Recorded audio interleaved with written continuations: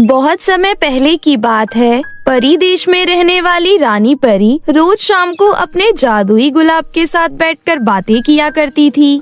जादुई गुलाब परी देश में रहकर बोर हो चुका था। वो पृथ्वी लोक पर जाना चाहता था, इसलिए वो रानी परी से कहता है, सुनिए रानी परी जी, मैं परी देश में रहकर बोर हो चुका हूँ। मैं पृथ्वी पर जाकर नई नई चीजें देखना चाहता हूँ और साथ ही मुझे वहाँ के लोगों की मदद भी करनी है। हाँ हाँ, क्यों नहीं गुलाब, तुम्हारे बहुत अच्छे विचार हैं। मुझे तुम्हारी ये बात पसंद आई। मैं कल सुबह होते ही तुम्हें पृथ्वी पर छोड़ आऊंगी। थैंक यू रानी परी जी। अगले दिन सुबह रानी परी जादुई गुलाब को पृथ्वी पर एक गांव में ले जाती है। सुनो गांव वालों, ये एक जादुई गुलाब है। आज से ये तुम्हारे गांव में ही रहेगा। अरे वाह, पृथ्वी का वातावरण तो बहुत ही अच्छा है। गांव की ठंडी ठंडी हवा में बहुत सुकून मिल रहा है। रानी परी वापस परी देश लौट जाती है। गुलाब को पृथ्वी पर आकर बहुत अच्छा लग रहा था। अच्छा है, गांव में किसी के यहाँ पर स्वादिष्ट खाना बन रहा है। अगर खाने की खुशबू इतनी अच्छी है तो खाना खाने में कितना अच्छा लगेगा। तभी गुलाब के पास गांव के कुछ लोग आते हैं। जादुई गुलाब, हम सबने मिलकर तुम्हारे लिए ढेर सारे गुलाब जामुन बनाई है। ये लो, तुम इन्हें पेट भर कर खा लो। इतना कहकर वो लड़की गुलाब के सामने ढेर सारे रसगुल्ले रख देती है। अगले ही पल जादुई गुलाब सारे रसगुल्ले सफा चट कर देता है। अरे वाह, मजा आ गया। ये गुलाब जामुन तो बहुत ही स्वादिष्ट हैं। अब से तुम रोज मेरे लिए इसी तरह स्वादिष्ट खाना लेकर आना। अगले दिन से गांव वाले गुलाब के लिए हर रोज स्वादिष्ट स्वादिष्ट खाना पका कर लाने लगे। वो हर रोज जल्दी जल्दी खाना खा लिया करता था। आज मैंने कुछ ज्यादा ही खाना खा लिया है। अब मुझे नींद आ रही है। मैं थोड़ी देर सो लेता हूँ। इतना कहकर गुलाब अपनी आंख बंद करके सोने की कोशिश करने लगता है, लेकिन तभी वहाँ पर गांव की कुछ लड़कियाँ आ जाती हैं और गुलाब से कहती हैं, सुनो जादुई गुलाब, कुछ दिनों पहले गांव में बाढ़ आई थी। इस वजह से हमारी सारी किताबें पानी में बह गई थी। अब हमारे पास पढ़ने के लिए एक भी किताब नहीं है, इसलिए तुम हमें पढ़ने के लिए कुछ किताबें दे दो। अरे तुम लड़कियां इस वक्त यहाँ पर क्यों आई हो? तुमने देखा नहीं, मैंने अभी अभी खाना खाया था और अभी मेरे आराम करने का समय है। चली जाओ यहाँ से। इस तरह गुलाब लड़कियों को वहाँ से डांट कर भगा देता है। बेचारी लड़कियाँ दुखी होकर वहाँ से चली जाती हैं। दूसरी तरफ गुलाब हर रोज गांव वालों से स्वादिष्ट स्वादिष्ट खाना मांग कर खाने लगता है। इसी वजह से गांव वालों के पास पैसे और अनाज की कमी होने लगती है, लेकिन जादुई गुलाब को इस बात से कोई फर्क नहीं पड़ता। वो पृथ्वी पर आने के बाद पूरी तरह से आलसी बन जाता है। वो अपना सारा समय सोने में ही बिता देता था। अरे भाई, रानी परी ने तो हमें कहा था ये जादुई गुलाब हमारी मदद करेगा, लेकिन ये तो हमेशा खा पी कर सोता ही रहता है। इसकी वजह से हमारा अनाज और पैसा भी खत्म हो रहा है। अगर ऐसा ही चलता रहा तो हम लोग बुरी तरह कुछ ही दिनों में कंगाल हो जाएंगे। हाँ भाई, तुम बिल्कुल ठीक कह रहे हो। मुझे ये जादुई गुलाब बिल्कुल अच्छा नहीं लग रहा। जब भी इसके पास मदद मांगने जाओ, वो हमेशा सोता ही रहता है और वहाँ से भगा देता है। इसी तरह धीरे धीरे कुछ ही दिनों में गांव वाले जादुई गुलाब से परेशान होने लगे थे। ऐसे ही एक रात अचानक से पूरे गांव में आग लग जाती है। ये सब देख पूरे गांव के लोग घबरा जाते हैं और मदद के लिए जादुई गुलाब के पास पहुंच जाते हैं। सुनो जादुई गुलाब, हमारे पूरे गांव में आग लग गई है। कृपया हमारी मदद करो। इस गांव में हमारा सब कुछ जलकर राख हो रहा है। अरे ये मेरे सोने का समय है। तुम लोगों को अक्ल है या नहीं, जो मुझे इतनी रात को परेशान कर रहे हो? तुम लोग गांव के कुएं से पानी निकालकर आग बुझा लो। मुझे बहुत जोरों की नींद आ रही है। इस तरह जादुई गुलाब गांव वालों की बातों को नजरअंदाज करके वापस से सो जाता है। बेचारे गांव वाले दुखी होकर अपने जलते हुए घरों को देखने लगते हैं और चाहते हुए भी कुछ नहीं कर पाते। लेकिन तभी वहाँ पर अचानक से रानी परी आ जाती हैं और वहाँ पर बारिश करवा देती हैं। देखते ही देखते आग पूरी तरह बुझ जाती है। उसके बाद सभी गाँव वाले रानी परी को सब कुछ बताते हैं। गांव वालों की बातें सुनकर रानी परी को बहुत गुस्सा आता है और वो जादुई गुलाब को सजा के तौर पर एक जंगल में फेंक आती है, जहाँ पर जंगल में कीड़े मकोड़े पूरा दिन जादुई गुलाब को परेशान करते हैं। अपनी गलती पर जादुई गुलाब को बहुत पछतावा होता है, लेकिन अब वो चाहकर भी कुछ नहीं कर सकता था। दुष्ट सौतेली बहन। ये कहानी रामपुर में रहने वाले एक परिवार की है। परिवार में केवल पति पत्नी थे, पति विनोद और पत्नी सुरेखा। सुरेखा गर्भवती थी, उसका 9वां महीना चल रहा था। एकदम से सुरेखा के पेट में दर्द होने लगा। विनोद फौरन अपनी पत्नी को लेकर हॉस्पिटल गया।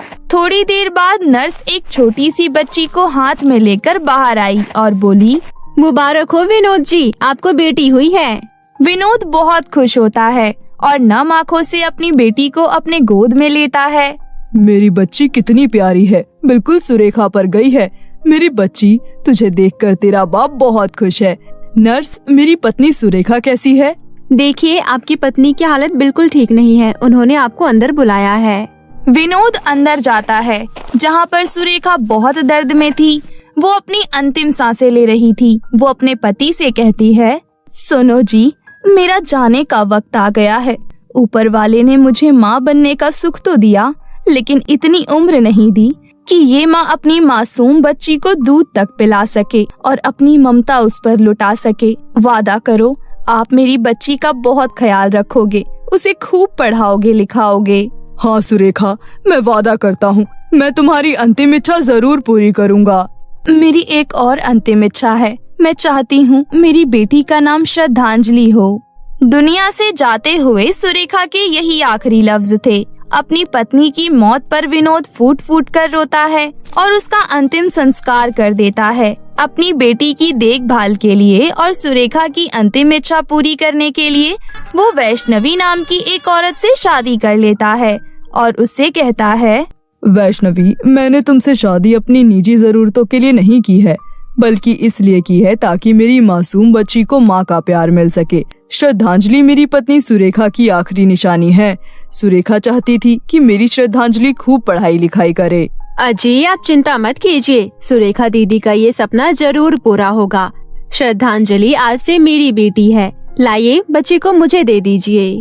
वैष्णवी अपनी झूठी बातों से विनोद को यकीन दिला देती है कि वो एक बहुत अच्छी औरत है। लेकिन जैसे ही विनोद काम पर चला जाता है, वो नन्ही सी श्रद्धांजलि को जमीन पर लिटा देती है, जिसके कारण श्रद्धांजलि बहुत रोने लगती है। नन्ही सी बच्ची पर बिना तरस खाए वैष्णवी बहुत अत्याचार करती थी। श्रद्धांजलि रोती रह जाती थी, लेकिन वैष्णवी उसको दूध नहीं देती थी। एक दिन वैष्णवी गर्भवती हो जाती है और 9 महीने बाद वो भी एक बेटी को जन्म देती है। अपनी बेटी के जन्म के बाद वैष्णवी के मन में श्रद्धांजलि के लिए और भी ज्यादा सौतेलापन आ जाता है और वक्त के साथ 5 साल बीत जाते हैं। सुनिए विनोद जी, अब हमारी बेटी 5 साल की हो गई है, उसके स्कूल में एडमिशन करवा दीजिए। हाँ वैष्णवी, तुम ठीक कह रही हो, मैं कल ही श्रद्धांजलि और आरती दोनों का एक ही स्कूल में एडमिशन करवा देता हूँ। अगले दिन विनोद अपनी दोनों बेटियों का एक ही स्कूल में एडमिशन करवा देता है। उसके बाद से श्रद्धांजलि और आरती स्कूल जाने लगती हैं। श्रद्धांजलि को पढ़ना लिखना बहुत अच्छा लगता था, इसलिए वो क्लास के सारे टेस्ट में बहुत अच्छा नंबर लेकर आती थी। और वहीं दूसरी तरफ आरती का पढ़ाई लिखाई में बिल्कुल मन नहीं लगता था। हर टेस्ट में उसको 0 मार्क्स मिलते थे, इसलिए उसे स्कूल में टीचर से बहुत डांट पड़ती थी। पता नहीं मेरी सौतीली बहन हर बार टेस्ट में मुझसे ज्यादा नंबर कैसे लेकर आ जाती है। इसके पढ़ाकू होने की वजह से हर बार इसको टीचर से शाबाशी मिलती है और मुझे डांट पड़ती है। इसका तो मुझे कुछ ना कुछ करना पड़ेगा।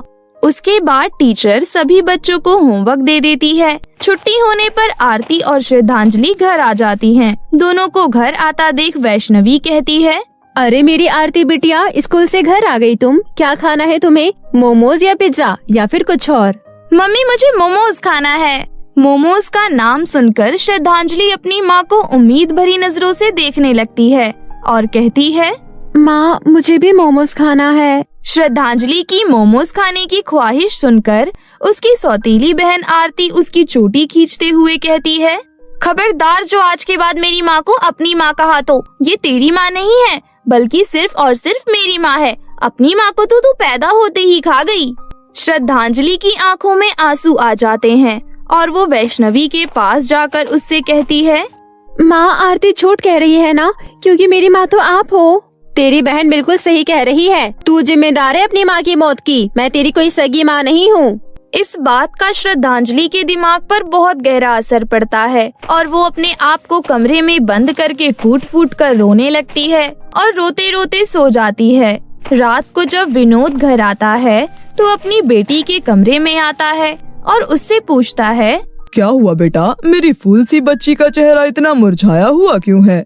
पिताजी, मेरी माँ कौन थी और वो कैसे मरी? अपनी माँ के बारे में श्रद्धांजलि को पूछता हुआ देखकर विनोद समझ जाता है कि वैष्णवी द्वारा उसको सब कुछ पता चल चुका है, इसलिए वो सुरेखा के बारे में श्रद्धांजलि को सब कुछ बता देता है। जिसके बाद श्रद्धांजलि आंसू पोंछकर कहती है, पिताजी, अब मैं खूब पढ़ूंगी और अपनी माँ के सपने को पूरा करूंगी।